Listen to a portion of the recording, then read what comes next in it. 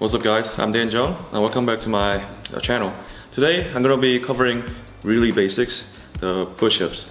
So I know a lot of you can already do push-ups, but I know there are some beginners out there who recently got into my channel.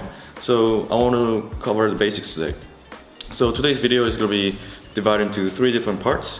Part one is form. So I'm just going to cover what's the right form in order to conduct push-ups.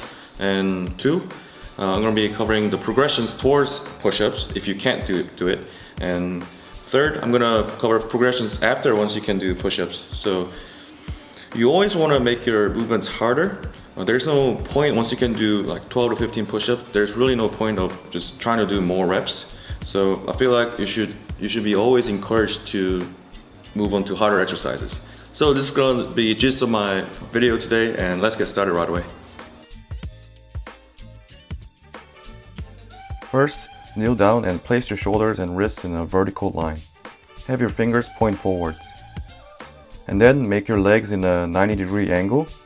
From there, simply extend your legs backwards and you're now in a perfect plank position. Make sure not to sag your hips down or overly raise your hips up. Have your body in a straight line. Next is the elbow position when lowering down. Do not flare out your elbows like I'm demonstrating here, but I recommend making your elbows 45 degrees or below.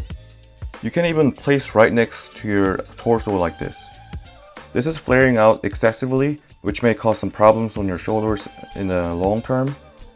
Here I'm demonstrating the elbow angle of about 30 degrees. For this one, my elbows are placed right next to my torso. For analogy, imagine you're pushing the car. What do your elbows naturally do? You probably place your elbows close to your torso like this. You probably don't push the car like I'm doing here with the flared out elbows. So same principle applies for the push-up. Here I'm demonstrating a nice form of push-up.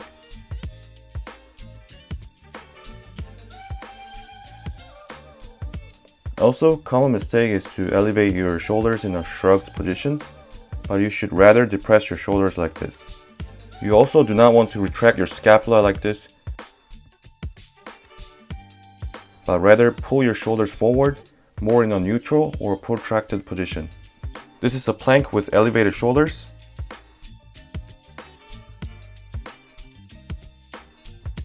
And this is a plank with depressed shoulders. Do not retract your scapula like this, but make your scapula in a neutral position like this, or you can even protract, but push-up with protracted scapula can be challenging, so I suggest working with neutral position first. Like I mentioned, watch your hip level. Have your hip in a straight line. Part 2 is progression towards push-up. I recommend doing the elevated push-up like this. And I do not suggest the knee push-up because as you get tired, you will place more weight towards your legs, so your intensity will vary in every rep. Place your elbows in and work your way up until 10 reps.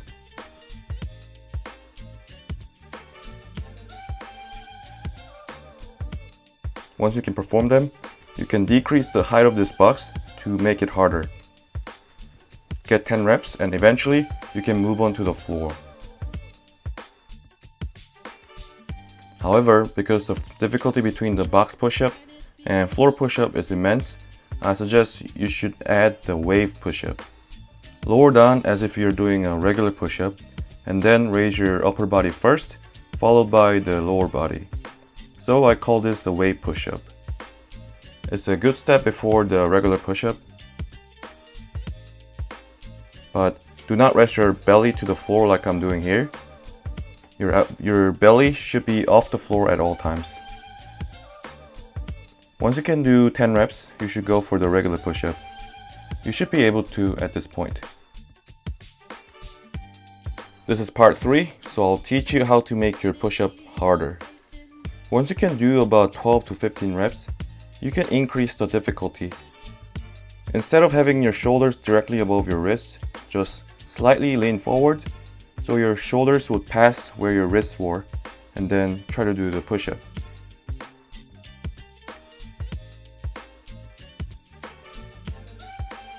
Notice the difference of the shoulder position when I'm at the bottom position. You can also increase the difficulty by elevating your feet higher than the floor.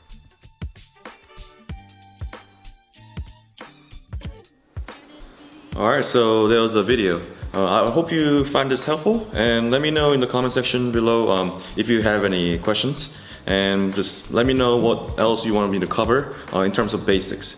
So thanks for watching, guys, and I'll see you all in my next video. Peace.